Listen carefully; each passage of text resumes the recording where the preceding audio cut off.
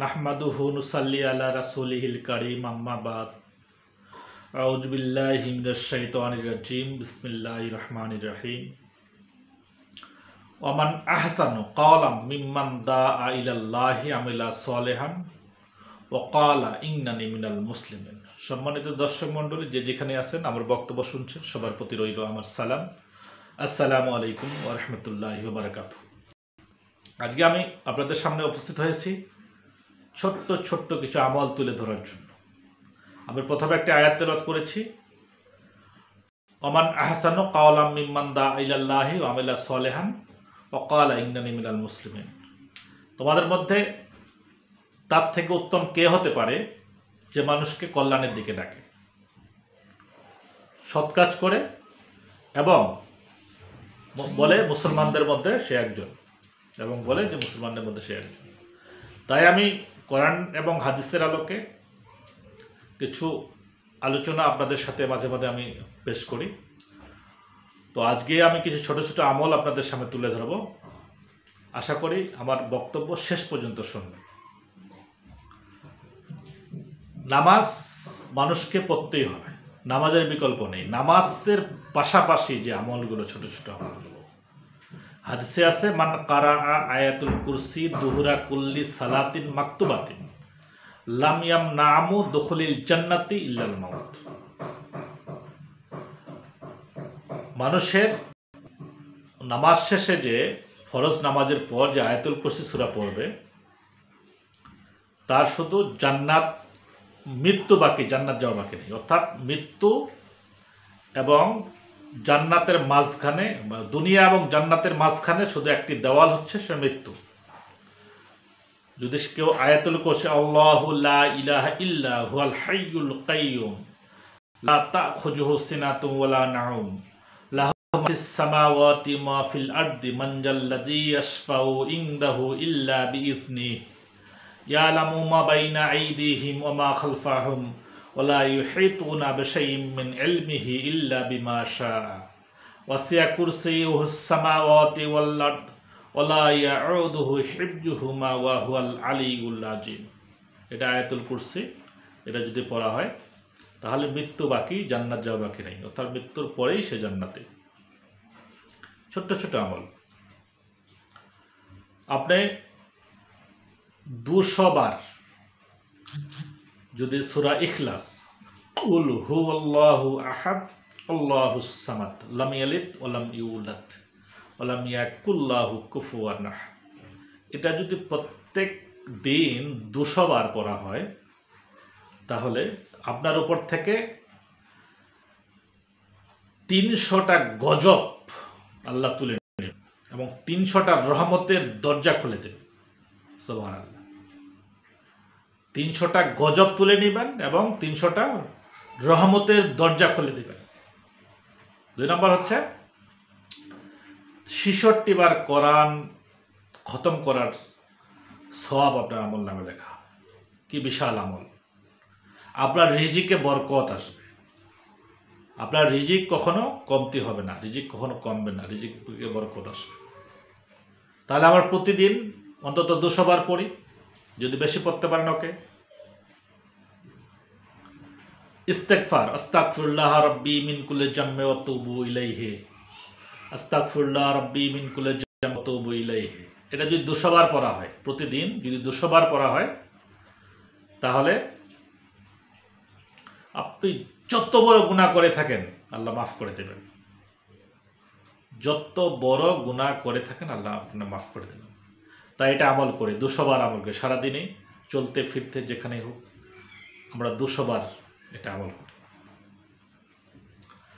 সুবহানাল্লাহ আলহামদুলিল্লাহ, সুবহানাল্লাহ আলহামদুলিল্লাহ যদি একবার পড়া হয়, তবে আসমান এবং জমিনের মাঝখানে যে ফাঁকা জায়গাটা আছে, এটা সবে পরিপূর্ণ হয়ে যায়। সুবহানাল্লাহ, সুবহানাল্লাহ আলহামদুলিল্লাহ। তাহলে একবার পড়লে যদি এটা হয়, সারাদিনে আমরা আমল করি 100 বার করি, 100 বার। একবার পড়লে যদি আসমান এবং জমিনের মাঝখানে ফাঁকা জায়গাটা যদি পরিপূর্ণ সবে পরিপূর্ণ হয়ে যায়, তাহলে প্রতিদিন যদি আমরা 100 বার পড়ি, তাহলে কি পরিমাণ সওয়াব আপনার আমলনামায় জমা হবে বুঝতে পারতেছেন। সুবহানাল্লাহি ওয়া বিহামদিহি সুবহানাল্লাহিল আযীম, সুবহানাল্লাহি ওয়া বিহামদিহি সুবহানাল্লাহিল আযীম। এটা যদি সারাদিনে একবার পড়া হয় তাহলে কিয়ামতের দিন আপনার মিজানের পাল্লা ভারী হবে, সবের পাল্লা ভারী হবে। তাহলে এটা আসুন 100 বার পড়ি সারাদিনে। একবার পড়লেই যদি এই সওয়াব পাওয়া যায় তাহলে 100 বার পড়লে কি পরিমাণ সওয়াব আপনার আমলনামায় জমা হবে। এটা আমল করি, প্রতিদিন আমরা 100 বার পড়ি সুবহানাল্লাহি ওয়া বিহামদিহি সুবহানাল্লাহিল আযীম। আসুন, ফজরের নামাজের পর 7 বার আল্লাহুম্মা আজিরনি মিনান নার, আল্লাহুম্মা আজিরনি মিনান নার। মাগরিব নামাজের পর 7 বার আল্লাহুম্মা আজিরনি মিনান নার, আল্লাহুম্মা আজিরনি মিনান নার। এটা যদি আমল করা হয় তাহলে 24 ঘন্টার মধ্যে যদি আপনি মারা যান তাহলে আপনি জান্নাতি। ছোট্ট আমল, ছোট্ট একটি কথা, কত বড় মর্তবা। ফজরের নামাজের পর 7 বার এবং মাগরিবের নামাজের পর 7 বার যদি আমরা পড়ি তাহলে এই 24 ঘন্টার মধ্যে মারা গেলে আপনি জান্নাতে।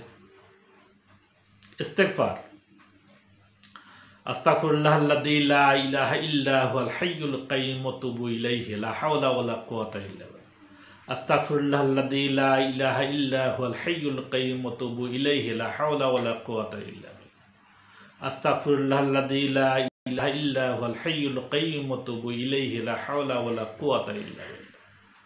ফজরের নামাজের পর 3 বার, মাগরিবের নামাজের পর 3 বার এবং এশা নামাজের পর 3 বার যদি প্রতিনিয়ত এই আমলটি করা হয় 24 ঘন্টার মধ্যে মারা গেলে সে জান্নাতি। ছোট্ট আমল, কিন্তু কত বড় মর্তবা। তাই আমরা আসুন এই আমলটুকু করি। আল্লাহুম্মা আকফিনি বিহালালিকা আন হারামিকা ওয়া আগনিনি বিফাদলিকা আম্মান সিওয়াকা। আল্লাহুম্মা আকফিনি বিহালালিকা আন হারামিকা ওয়া আগনিনি বিফাদলিকা আম্মান সিওয়াকা। এটা যদি প্রতিদিন পড়া হয়, 5-7 বার যদি পড়া হয় তাহলে আপনার কখনো রিজিকের কমতি হবে না, আপনি দেনাদার হবেন না, আপনার দেনা আপনার থাকবে না, ধার মাহাজন থাকবে না, দেনা থাকবে না। তাহলে আসুন এটা সারাদিনে আমরা 100 বার পড়ি। 100 বার যদি এই 5-7 বার পড়লে যদি এই অবস্থা হয় তাহলে 100 বার পড়লে কী অবস্থা হবে। তাহলে আমরা প্রতিদিন আমরা 100 বার পড়ি, এটা আমল করি। এবার আমল করলে আপনার সওয়াবে পরিপূর্ণ হয়ে যাবে আপনার আমলনামা। রাতে ঘুমানোর সময় যদি আমরা আলহামদুলিল্লাহি রাব্বিল আলামিন আর রাহমানির রহিম মালিকি ইয়াউমিদ্দিন ইয়্যাকা না'বুদু ওয়া ইয়্যাকা নাস্তাঈন ইহদিনাস সিরাতাল মুস্তাকিম সিরাতাল লাযিনা আন'আমতা আলাইহিম গায়রিল মাগদুবি আলাইহিম ওয়ালাদ-দাল্লিন। সূরা ফাতিহা যদি 4 বার পড়া হয়, ঘুমানোর আগে যদি 4 বার পড়া হয় তা 4000 দিনারের সদকার সওয়াব পাওয়া যায়। 4000 দিনারের সদকার সওয়াব পাওয়া যায়।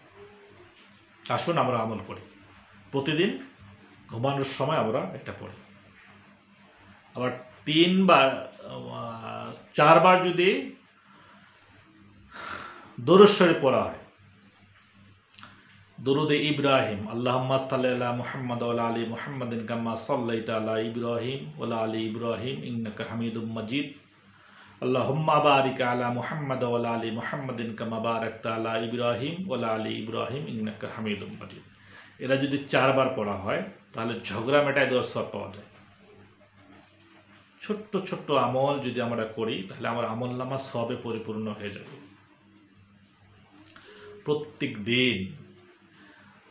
প্রত্যেক দিন আমরা এই আমলগুলো করি, যেহেতু আমাদের দুনিয়ার জিন্দেগির পর পরকাল আরেকটা জিন্দেগি আছে, সেহেতু সেই জিন্দেগির জন্য একটা প্রস্তুতি প্রয়োজন।